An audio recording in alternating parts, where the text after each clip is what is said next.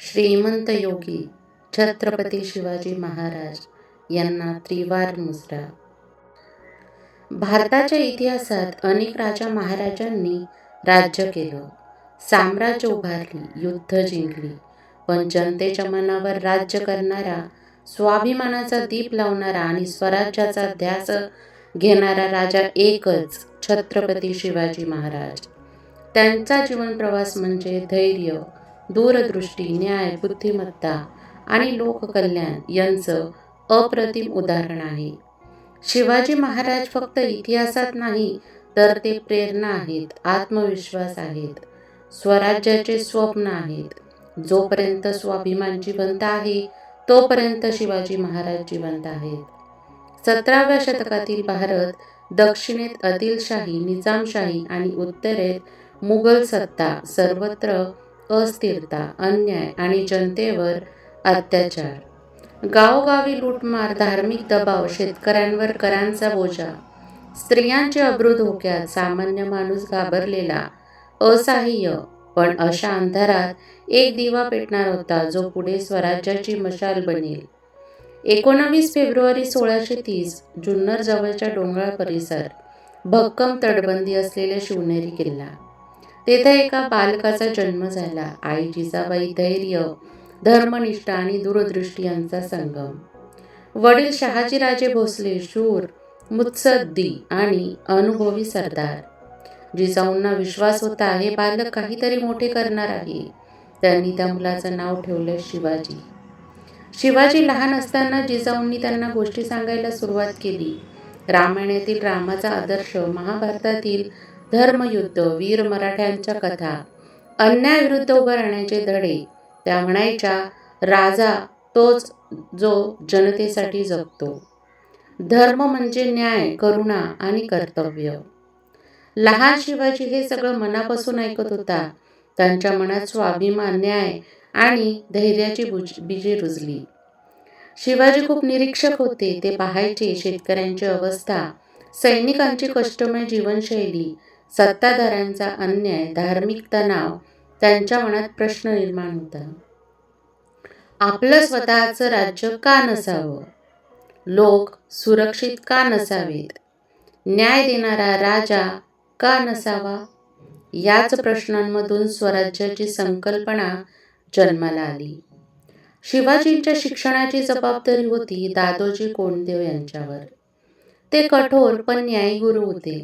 त्यांनी शिकवलं घोडेस्वारी आणि युद्धकला, तलवार, भाला, धनुष्य वापर, किल्ले बांधणी व संरक्षण प्रशासन, अर्थकारण, धोरण, लोकांशी संवाद आणि नेतृत्व.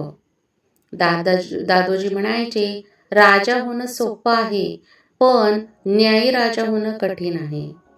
हे शब्द शिवाजींच्या मनात कायमचे बसले. पुण्याजवळील मावळ प्रदेश डोंगराळ, कठीण आणि लढवय्या लोकांचा होता. शिवाजी तिथे वारंवार फिरत होते. लोकांची दुःख ऐकत, तरुणांना प्रेरणा देत, गुप्तपणे संघटना उभी करत. हळूहळू विश्वासू साक्षीदार तयार झाले. हेच पुढे मावळे म्हणून प्रसिद्ध झाले. 16-17 वर्षांचा तरुण, पण मनात प्रचंड ध्यास. स्वराज्य निर्माण करायचंच. हा निर्णय सोपा नव्हता, कारण शक्तिशाली सत्ताधीश विरोधात होते. संसाधने कमी होती, सैन्य छोटं होतं, धोके प्रचंड होते. पण जिजाऊंचे संस्कार, दादोजींचे शिक्षण आणि स्वतःची जिद्द हेच त्यांचे भांडवल होते. 1646 साली तरुण शिवाजींनी पहिला मोठा निर्णय घेतला, तोरणा किल्ला जिंकायचा. हा किल्ला भक्कम, रणनीतिकदृष्ट्या महत्त्वाचा, चतुर योजना, स्थानिक मदत आणि धाडस यांच्या जोरावर किल्ला ताब्यात आला. हा फक्त विजय नव्हता, तो स्वराज्याचा जन्म होता. तोरणा जिंकल्यानंतर मावळ्यांचा आत्मविश्वास वाढला, लोकांचा विश्वास बसला, शत्रूंना धक्का बसला, स्वराज्याची कल्पना स्पष्ट झाली. शिवाजी महाराजांनी किल्ल्याची दुरुस्ती केली, साठा वाढवला, प्रशासन बसवलं. त्यांना माहीत होतं, किल्ले म्हणजे स्वराज्याचं कवच आहे. स्वराज्य म्हणजे काय?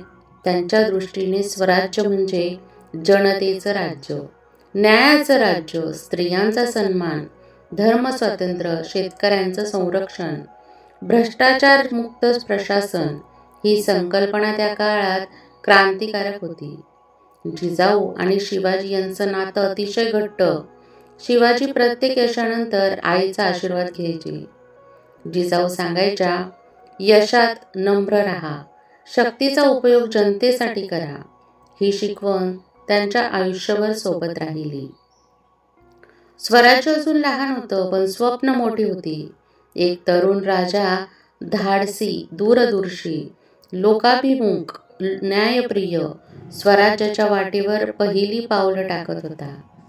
इतिहासाला नवी दिशा मिळणार होती. तोरणा किल्ला जिंकल्यानंतर स्वराज्याची गाडी वेगाने पुढे जाऊ लागली.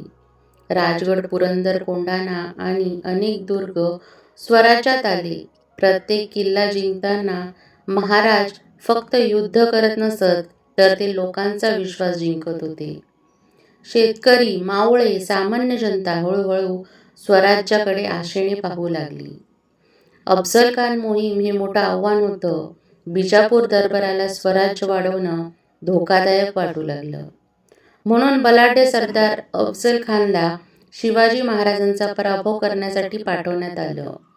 तो उंच, शक्तिशाली आणि निर्दयी योद्धा म्हणून ओळखला जायचा.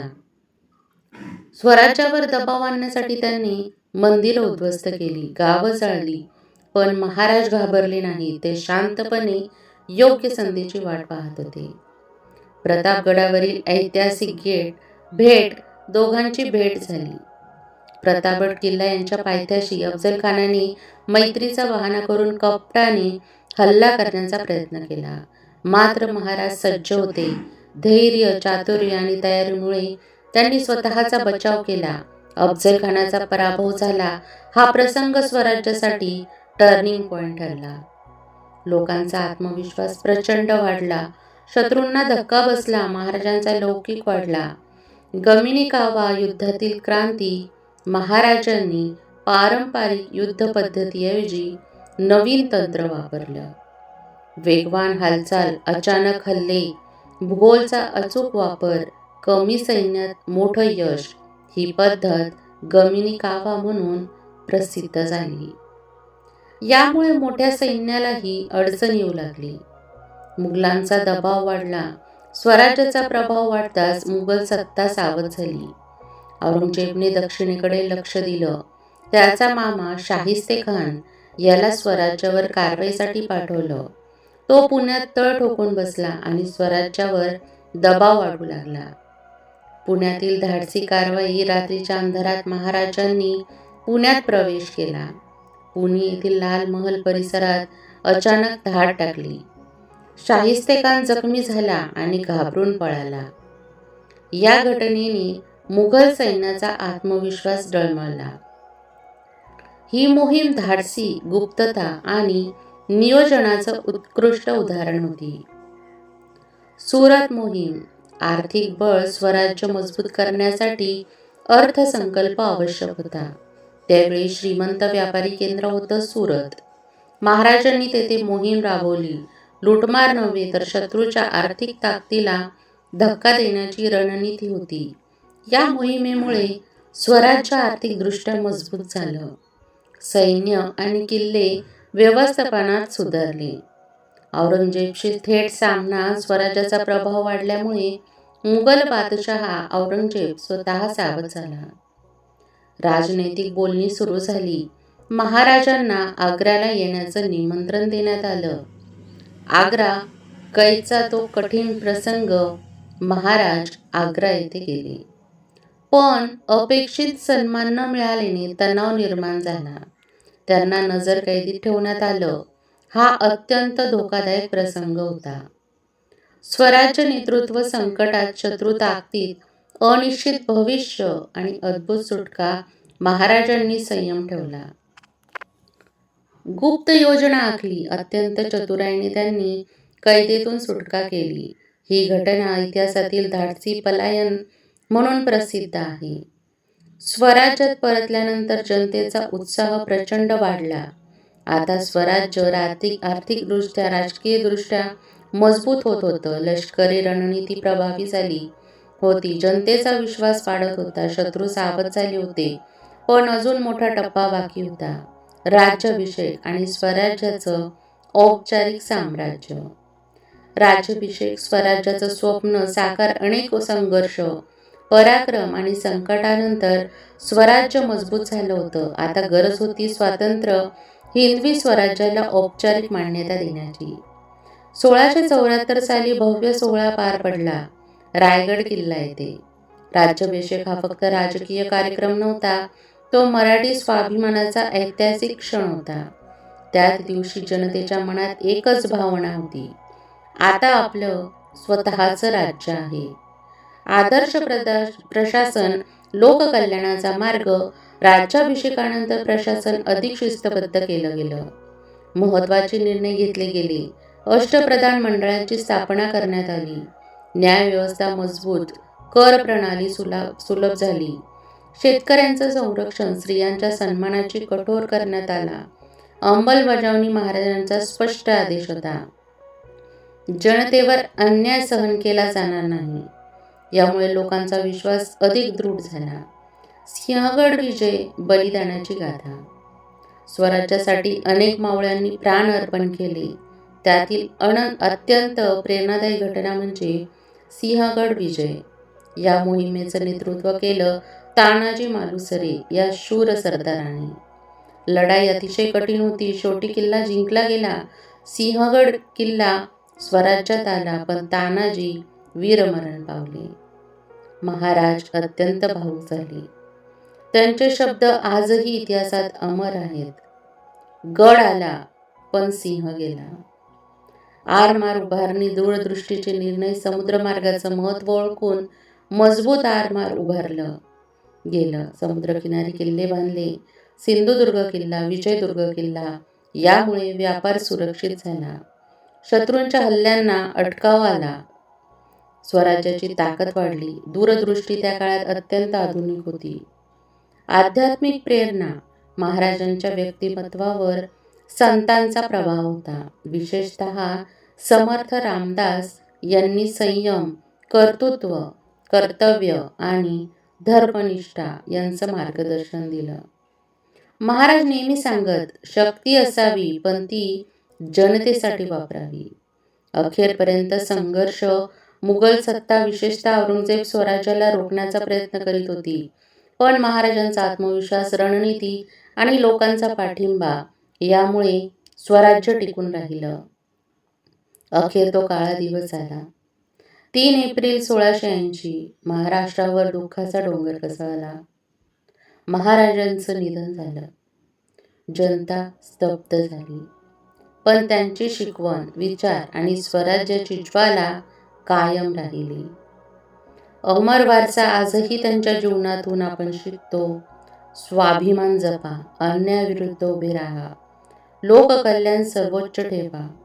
धैर्य आणि संयम दोन्हीही आवश्यक आहेत.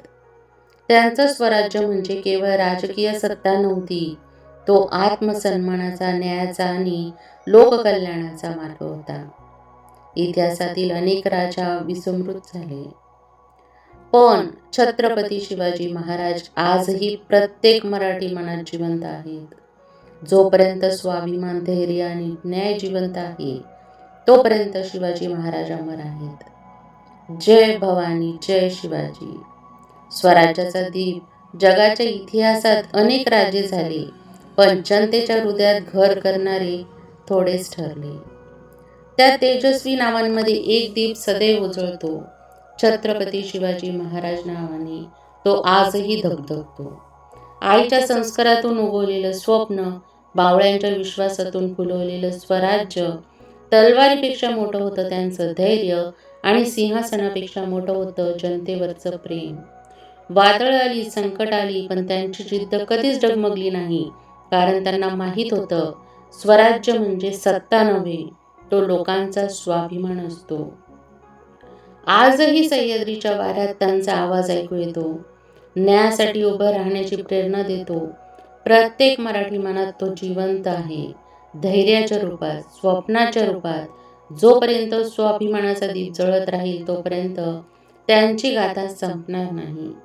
इतिहासाच्या पानात नव्हे, तर आपल्या श्वासात ते सदैव राहतील. जय भवानी, जय शिवाजी. फ्रेंड्स, व्हिडिओ कसा वाटला हे कमेंट बॉक्समध्ये नक्की सांगा. व्हिडिओ आवडला असेल तर व्हिडिओला लाईक करा, चॅनलला सबस्क्राईब करा आणि बेल आयकॉन दाबायला विसरू नका, जेणेकरून सर्वात आधी नोटिफिकेशन तुमच्यापर्यंत पोहोचेल. व्हिडिओ बघितल्याबद्दल धन्यवाद.